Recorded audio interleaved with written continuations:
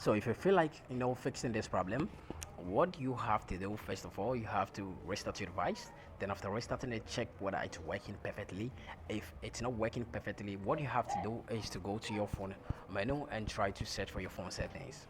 So when you find your phone settings, what you have to do is to just tap on it to open it. So when you tap on it to open it, what you have to do next is to tap on network and internet, as you can see over here. Then you tap on mobile network over here, then select the network type.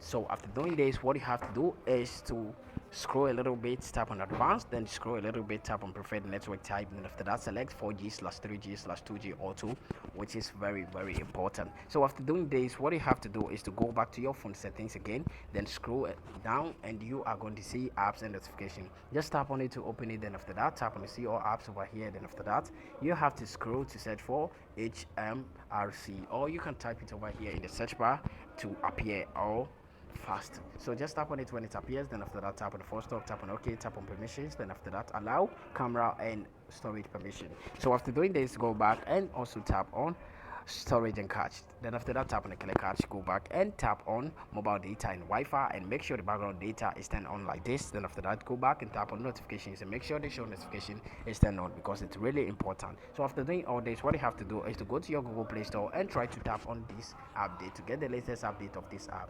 So to get the latest update, what you have to do is to tap over here on the update to get the latest update. So when you tap on it, it's going to reinstall or download and get it on your device successfully, and you are going to get the latest version of it. So after that, tap on the power button for some while, tap on restart, then tap on OK, and this problem is going to get fixed.